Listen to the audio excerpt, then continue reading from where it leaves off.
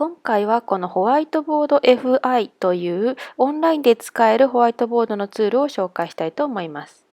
このツールは学生に1人1枚ホワイトボードがあって、学生が何か書いた時にその書いたものがリアルタイムで反映されて、先生は各学生のホワイトボードをこのように一覧でまとめて見ることができるというツールです。今回は前半でこのツールの使い方を説明して、その後半で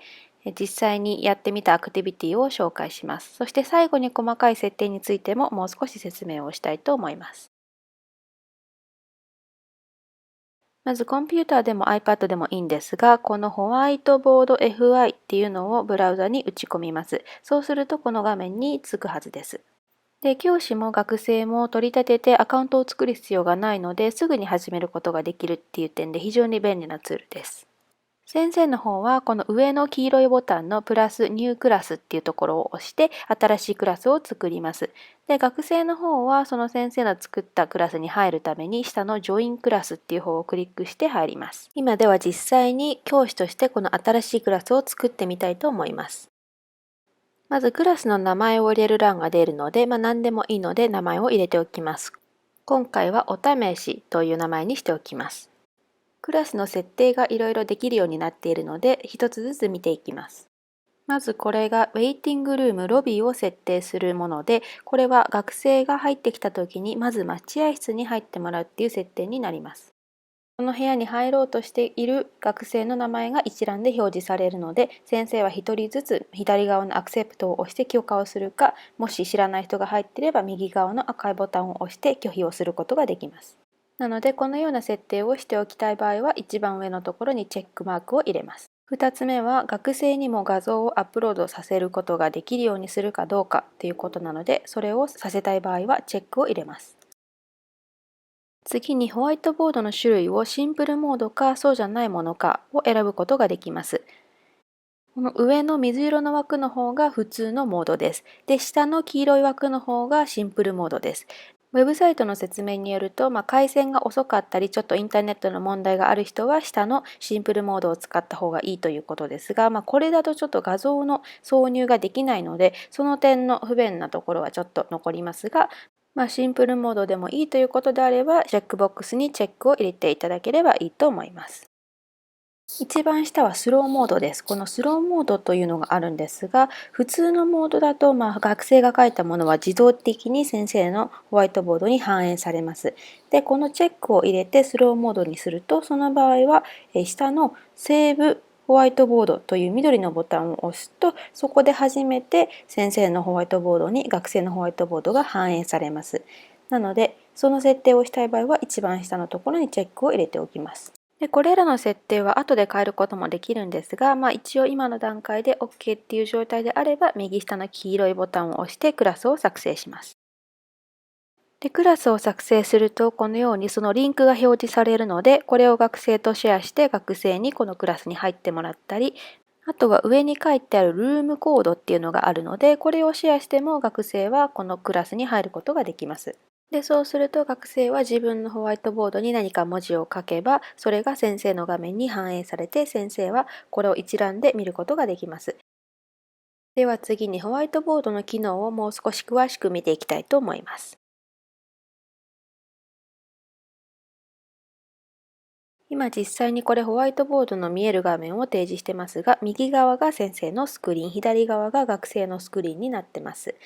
例えば先生が自分のホワイトボードにこのあというひらがなを書きます。で、この学生は自分のホワイトボードの上にあるトグルホワイトボードという緑のボタンを押します。そうすると先生のホワイトボードに書いてある文字を見ることができます。なので学生は先生のホワイトボードを見ながら自分のホワイトボードに文字を書くことができます。で、ホワイトボードを消したい場合は先生も学生もクリアホワイトボードというボタンを押せば消すことができます。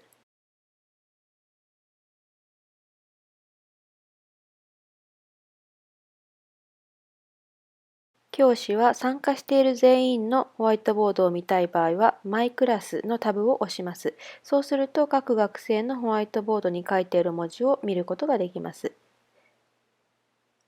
では、今度は別のパターンを試してみたいと思います。まずペンの色を変えられるんですが、グレーで学ぶという字を書いてみました。で、先ほどと同様に学生の上のホワイトボードには先生と同じホワイトボードが表示されます。ですが、今度は右下にあるオレンジのアクションというボタンを押して、一番上の Push this whiteboard to all students というリンクを選びます。そうすると学生のホワイトボードにも先生と同じものが出てきます。なので、これは一例なんですけど、先生の書いた文字をなぞることもできます。ただし、これがちょっと失敗した時とか、消しゴムで消すと、先生が送ってくれた文字も一緒に消えちゃいます。なので、これを防ぐ場合は、まず先生のお手本としてのこの学ぶという漢字を画像として保存しておきます。そして先生のホワイトボードの画面の一番右にある Insert Background Image っていうアイコンがあるので、それをクリックして先ほどの学ぶという画像を背景として挿入します。で、これでもう一度先ほどのプッシュというボタンを押して学生に送って、で、上から書いてもらいます。その後で消しゴムで消してみると、学生が書いた文字だけが消えるんですが、背景は残ります。なので、先生から送られてきたものを消してしまいたくないっていう場合は、こういうような使い方もいいと思います。で、基本的な操作は以上ですが、これらのことを応用して、いろんな先生方にお手伝いいただいたアクティビティがあるので、それを紹介したいと思います。これまで紹介したことを使って、道の行き方を説明する聞き取りの練習アクティビティに応用してみました。まず先ほどと同様に画像を背景として挿入を選びます。今回は地図の画像をまず背景として挿入します。で、ちなみに右から2番目のアイコンは普通に画像を挿入するので固定はされません。で、画像を背景として挿入したらアクションボタンを押して学生にも同じ画像をシェアしておきます。マイクラスのタブを押せば全員にシェアされているかどうかが確認できます。で、そこで先生は地点 A から地点 B までの行き方を口頭で説明します。で、学生はそれを聞いて自分の画面上でどんな道順なのか軌跡を書くことができます。で、これは、先生が家を出てまっすぐ行って、次の角を左に曲がって、で、次の交差点を右に曲がってとかっていうふうに説明をしたのを聞いて、道順を書いてもらったっていうような活動になります。で、先生はその様子を一箇所でまとめて見ることができるので、誰が間違っているかっていうのが一目でわかります。この一斉のパネルの画面は先生しか見られないんですけど、これをあえて見せたい場合は、ウェブ会議のツールで画面共有とかを使って見せるといいと思います。